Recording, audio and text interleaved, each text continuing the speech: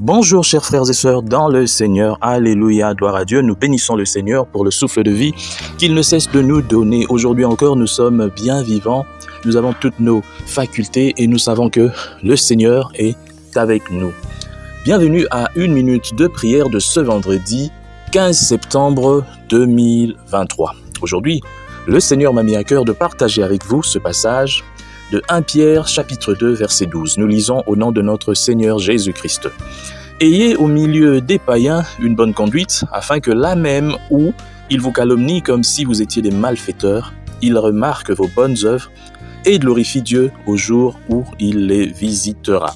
Mon frère, ma sœur, inutile de vous rappeler que la meilleure manière de prêcher les païens, c'est par notre comportement. La façon dont les païens, ceux qui ne connaissent pas Christ, nous voient nous comporter, c'est tout justement un témoignage, une puissante prédication pour eux. Alors, aujourd'hui, le Seigneur veut attirer l'attention du peuple des dieux, des enfants des dieux, sur cette importance-là, de montrer aux païens l'exemple. Sinon, à quoi ça sert que tout le monde sache que nous fréquentons l'église, que nous crions le nom de Jésus le matin, à midi et le soir, mais que nous imprimons les mêmes comportements et habitudes que les gens que nous qualifions du monde. Aujourd'hui, même un chrétien placé à un poste de haut niveau, il prend d'abord sa famille, il prend sa femme, il prend ses enfants, il prend ses neveux, ses nièces, bref, tout le monde de sa famille d'abord, laissant de côté toutes les personnes compétentes. Ça, c'est ce que nous vivons dans nos pays, c'est ça la réalité. Alors, ça ne sert à rien de critiquer les païens lorsque nous les voyons agir, alors que nous-mêmes nous faisons pire qu'eux d'ailleurs. Et le lendemain, il va à l'église pour dire « Le Seigneur a béni ma famille, voilà, nous avons eu ceci ». Non, le Seigneur, c'est vrai, t'a béni. Et il veut bénir ta famille par toi, mais pas de cette façon-là. Alors, j'ai toujours aimé l'apôtre Jacques, qui est vraiment celui des apôtres qui était le plus pragmatique. La foi sans les œuvres est une foi morte. Tu ne peux pas dire que tu aimes Jésus, que tu es chrétien, que tu as donné ta vie à Christ. Mais on voit dans ta façon de te comporter le contraire. Nous avons été sauvés. Éphésiens 2, 8 nous dit oui, par la grâce au moyen de la foi, par la grâce au moyen de la foi, oui.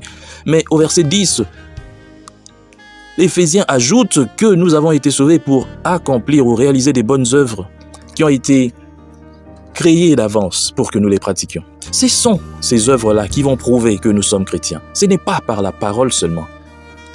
La parole ne suffit pas, mais il faut des actes, il faut des actes.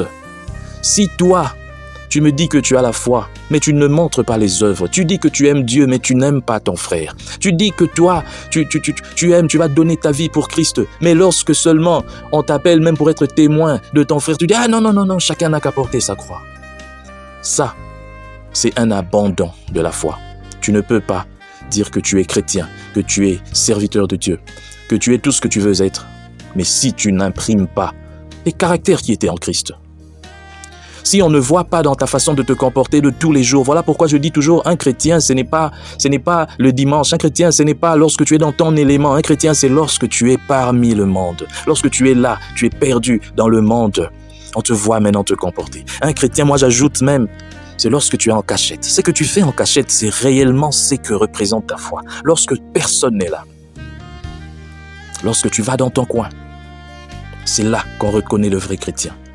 Mon frère, ma sœur, c'est une interpellation pour nous tous qui sommes enfants de Dieu, serviteurs de Dieu, de pouvoir nous examiner d'abord nous-mêmes. Avant d'aller prêcher le monde, prêche-toi d'abord toi-même. Regarde-toi. La Bible nous exhorte d'avoir une bonne attitude, une bonne conduite parmi les païens. Le monde doit témoigner de l'amour que nous avons pour Jésus, en voyant l'amour que nous avons pour le prochain. Mais lorsque nous manifestons de l'égoïsme, l'égocentrisme, nous voulons tout pour nous-mêmes. Je me rappelle même ce serviteur, entre guillemets, de Dieu, qui empêchait même ses frères d'aller voir une autorité. Si déjà tu empêches des gens ici sur terre de voir une autorité, quelqu'un qui est physique, qui va périr, qui va mourir demain, qui n'a pas au fait la gloire que toi tu dis de Dieu, parce que Dieu, il est plus grand que tout.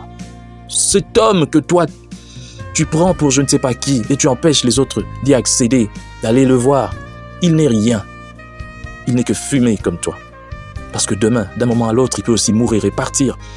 Maintenant, tu es serviteur de Dieu. Comment laisseras-tu les gens aller voir le roi de rois si ça dépendait de toi? Puisque, oui, d'une certaine manière, tu te dis serviteur de Dieu, ça veut dire que tu permets aux autres d'approcher Dieu.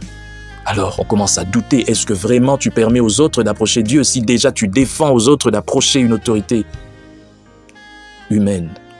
Que Dieu nous aide à nous comporter de façon à honorer Dieu et à pousser le monde à venir vers Dieu et non à faire le contraire et que le monde commence à dire voilà d'ailleurs eux comment ils se comportent, des disputes à tout moment, ils se déchirent, ils s'insultent à la télé, sur les réseaux sociaux, ils se disent serviteurs de Dieu. À quoi bon maintenant être enfant de Dieu? Vaut mieux rester païen. Et là, Dieu te jugera parce que à cause de toi, le monde ne peut pas venir à lui. À cause de toi, des âmes seront condamnées à l'enfer. Que Dieu nous épargne de ce jugement. Au nom de Jésus, nous prions. Seigneur, merci. Merci Seigneur de nous aider à fuir ce jugement. Que nos vies soient des véritables témoignages. Nous voulons Seigneur que nos vies soient des véritables témoignages. Aide-nous Seigneur à afficher des comportements dignes des enfants de Dieu et des serviteurs de Dieu. Nous t'avons ainsi prié au nom de Jésus-Christ, notre Seigneur. Amen. Chers frères et sœurs, dans le Seigneur, vous avez l'occasion de servir Dieu avec votre temps, avec votre intelligence, mais aussi avec vos moyens. Soutenez, restez unis dans 1 minute de prière chaque jour. Écrivez-nous, envoyez vos dons ici. Que Dieu vous bénisse.